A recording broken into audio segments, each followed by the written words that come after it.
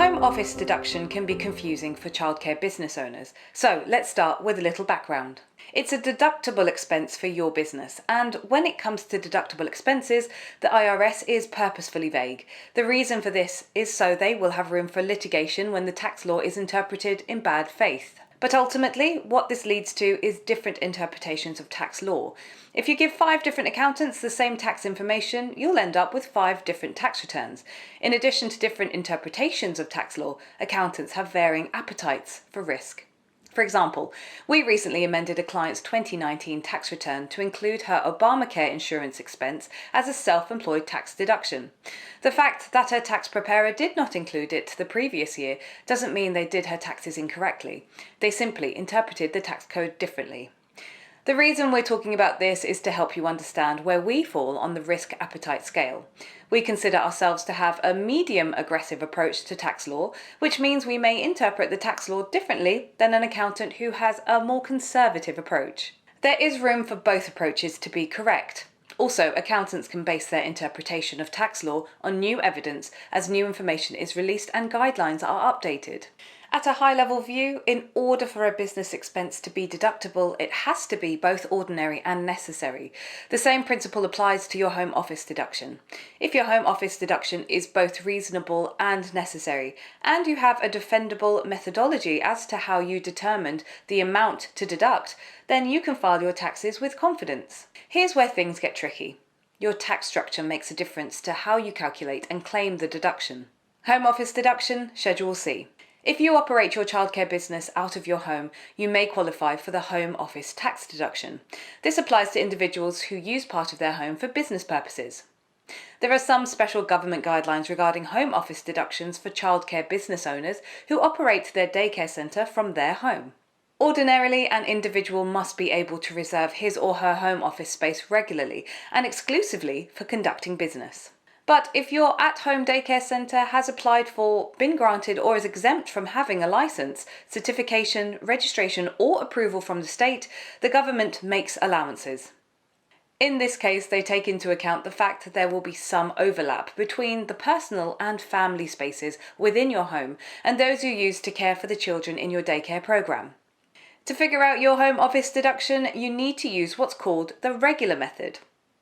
There is a simplified method, but this doesn't include depreciation of your home.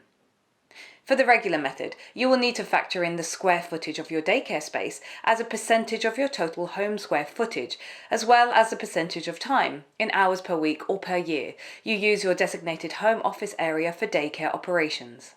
You also need to detail expenses related to your home, such as utilities, repairs and cleaning expenses.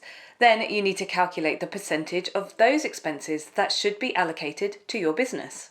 Home office deduction doesn't show up on your income statement. The calculation is done on the 8829 form of a personal tax return. The regular method can only be used by businesses that file their business income on a Schedule C on their personal tax return, meaning that it is not 100% applicable to S corporations, C corporations or partnerships. So this methodology is only available to single-member taxpayers that have made no special election around their tax filing. The Schedule C write-off has its pitfalls. First, you can only take a home office deduction if it's the principal place of business and if the business made a profit. Second, your itemised deduction for mortgage interest and real estate tax will be reduced because you have to subtract the mortgage interest and real estate tax that is utilised for the home office deduction. And third, you also have to depreciate your home if you own it. Unfortunately, this can cause capital gains tax down the road when you sell your home because you have to add back in the amount that you depreciated on your home and pay capital gains tax on that amount.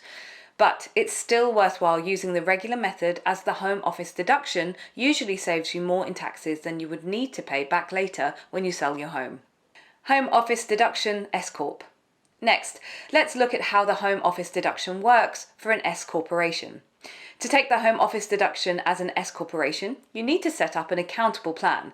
This is a plan under which an employee is reimbursed for expenses or receives an allowance to cover expenses if the following conditions are met. First, there must be a valid business reason for the expenses. The expense must be in connection with the performance of a service as an employee.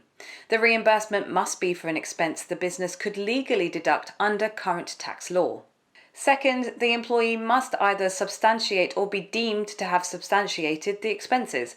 Generally, substantiation consists of receipts and/or cancelled checks and invoices that show the nature and amount of the expenditure. Expenses deemed to have been substantiated are such things as using the mileage allowance rate rather than actual expenses for operating a vehicle, or for use of a per day rate for overnight travel rather than requiring receipts for meals.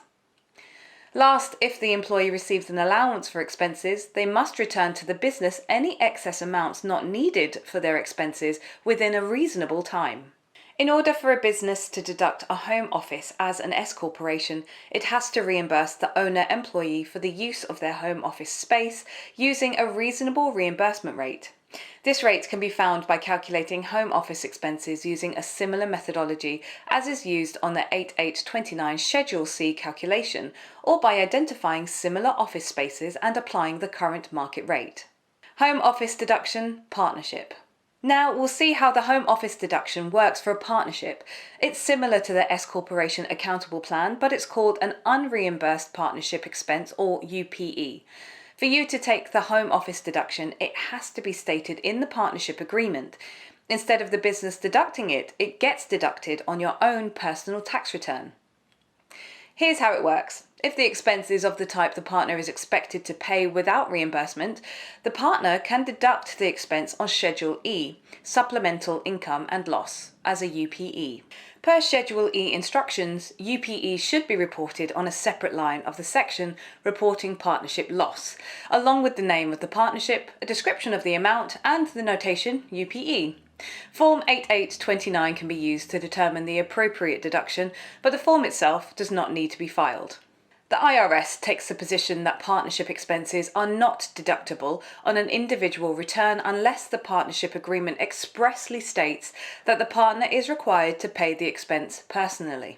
Take care to ensure the partnership agreement includes language that each partner or member is required to pay for home office and other partnership expenses without reimbursement.